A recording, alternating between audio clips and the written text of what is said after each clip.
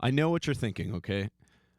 You went into your studio this morning, you opened up VCV Rack, you looked at the giant black abyss, black hole of modular synthesis, and you said to yourself, with all of the computing power in the world, and with all of the modules that have been made for VCV Rack, and all of the tutorials online talking about music theory and synthesis theory and control voltage, and all the lectures in the world about folk music and heritage and identity, how has nobody in the history of modular synthesis allowed me and given me the tools to make klezmer music, to make late 1800s Ashkenazic Jewish Eastern European folk music with my synthesizer? It's been driving you insane. Every day you wake up and you say to yourself, I just wish I could make klezmer music with VCV Rack and my modular synthesizer. Well, unfortunately, I regret to inform you that I've made a series of modules that are coming out that are a horrifically horrible attempt at trying to solve this problem for you, starting primarily with the Kleztizer. So, if you are a klezmer musician and you're watching this, you're going to hate this video. If you're not a musician at all and you have any interest in the topic that I'm talking about, you might like this video.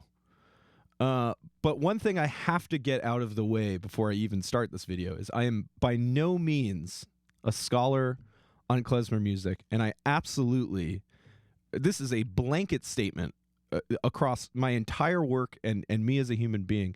I have absolutely no fucking idea what I'm talking about, okay? So take everything I'm saying with a wooden spoonful of rock salt, okay? I am an amateur klezmer musician. I play double bass. I play with people who are in their 70s, who some of them are very established in the klezmer world and do know what they're talking about. And a lot of them are just amateur musicians that have no idea what they're talking about as well. So this is part of a morbid fascination I have with exploring, if there is any, and there probably isn't, if there's any crossover between the kind of spheres of influence in my world. I'm very heavily involved in modular synthesis and electronic music. I'm, as a hobbyist and an amateur musician, involved in the klezmer world. And I'm curious about the crossover between these two things for a few reasons. So in modular synthesis, like music theory proper and dealing with things in terms of chord progression and bars and beats and all of this get kind of thrown out the window because the entire thing is nonlinear, right? Like you can throw control voltage at stuff. You can have nonlinear clocks. You don't have to even follow regular clock pulses. It's complete chaos and it's nonlinear. Well, to some extent, like, and this is half true, modal music in a lot of ways kind of follows some similar concepts, especially klezmer, because with klezmer music, klezmer is not, again, this like rigid, bars, beats, tempo thing. There's typically sections. There's like an A section, a B section, a C section. There's improvisational scales called doinas, which are very similar to raga in Indian music. And there are like suggested chords that are played with these melodies, but oftentimes they can just kind of pedal on a tonic or a relative minor. And those chords, these melodies can kind of be reharmonized a lot of different ways as well. And now I'm entering a really fishy gray area here, and this is where the klezmer people are going to start raising their eyebrows and getting very pissed watching this video because I'm saying some things that are definitive but also partially incorrect.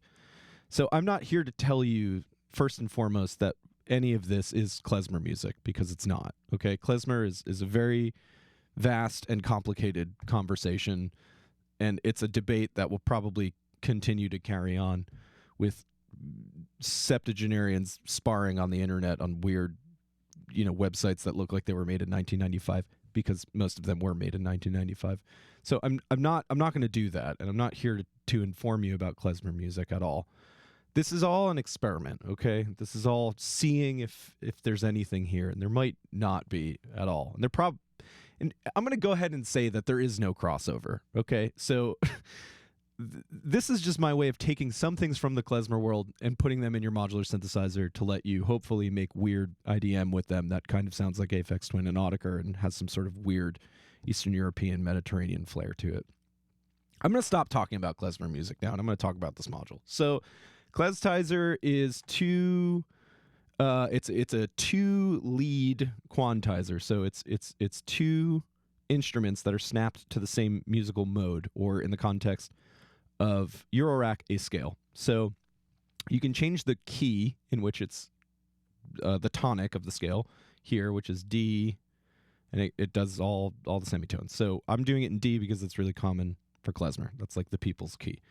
And then the modes here are musical modes that are very common in klezmer music. The most popular one, and the one that sounds the most Jewish to the ear, is Phrygisch, which many Western music theorists have referred to as Phrygian dominant. It's the kind of Mediterranean, Middle Eastern, Arabic, Jewish, pan klezmer Yiddish scale. And if any of you are Jewish and have begrudgingly sat through temple, as I did as a child, you'll recognize this scale. It sounds like this.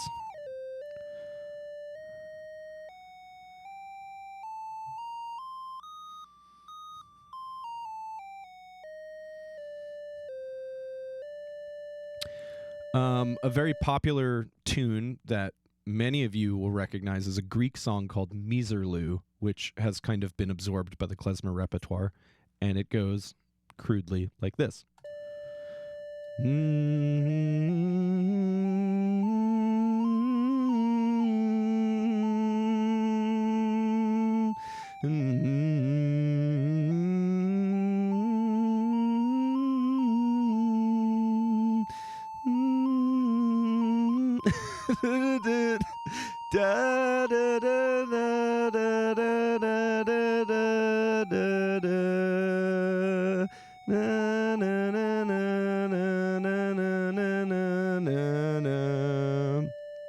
Wow, that was horrible. That's the idea behind it. You have the scale, and you don't need to know anything about music theory. You kind of turn the knob up and down, and you can make melodies with it, kind of.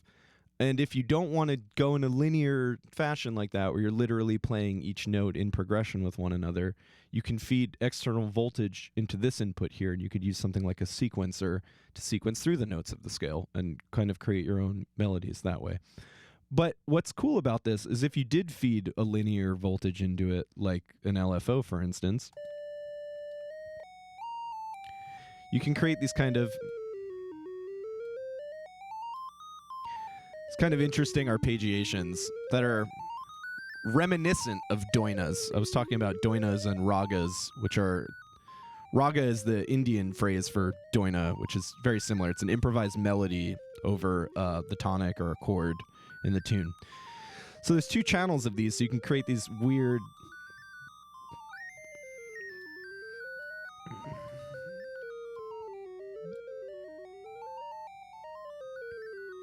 You can create these weird linear or non-linear evolving scale melody things. And there's an attenuator for each channel and a note offset, so you can choose where it starts and how far it goes.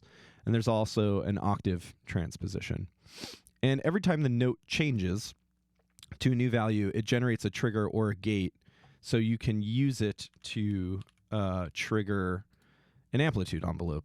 So in its simplest sense, you could use it like a traditional synthesizer in some capacity. So here's that same channel here with an amplitude envelope applied to it. So every time the note changes, you can create a little envelope to turn off the amplitude of it.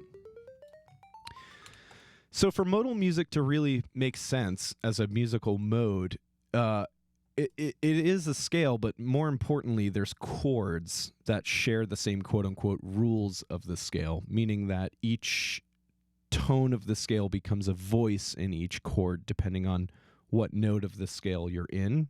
So you wouldn't just play your typical just like 1-3-5 1-3-5 chords in a key.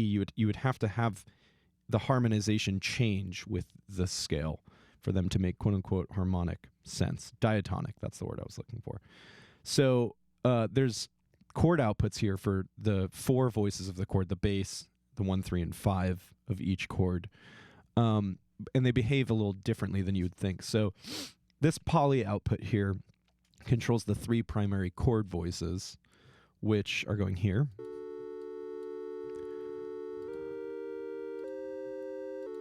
And there's 2 knobs for controlling the voicing and the inversion. So this is the order in which the notes are played and the octaves,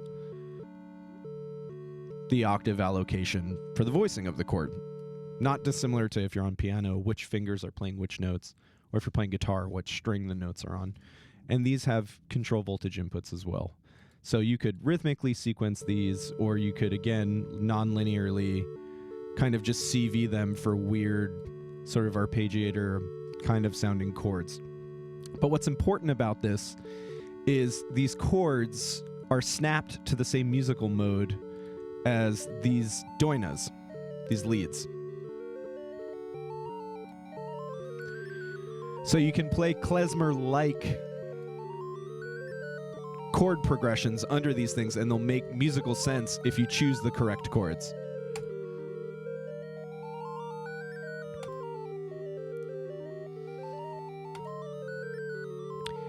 And separate from the chord outputs, there's also a bass output, which is like a separate, that's meant to go to like the actual bass instrument of it. So the chords can do all their inversions and stuff and play the notes in whatever order they want, but underneath that is going to be the tonic of the selected chord on this channel, the bass, to give it some reinforcement.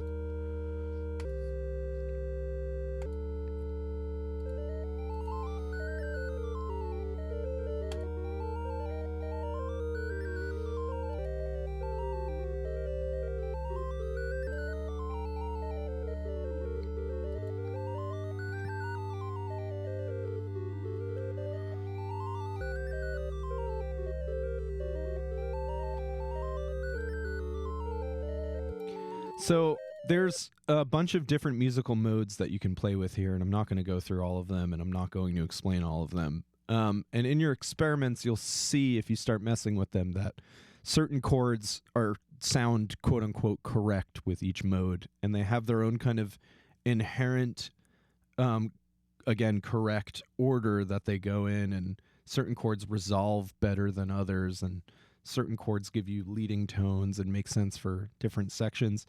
And the modes and the keys in which you're playing also overlap and make sense for certain progressions. But you don't need to know anything about music theory to use this, and there is no such thing as correct anything. There's things that are inherently part of the canon of klezmer, of what you would play. But this is in a modular synthesis environment where all of those things are completely taken off the table. And maybe there's something lying in here that will inspire you and help you make something interesting that isn't klezmer music at all. And I'm just going to go ahead and say that this is not klezmer music. I mean, it's not even remotely... they're so disjointed from one another that I don't even know where to start. So I think this actually, in the words of Walker Farrell from Make Noise, creates more problems than it does solutions.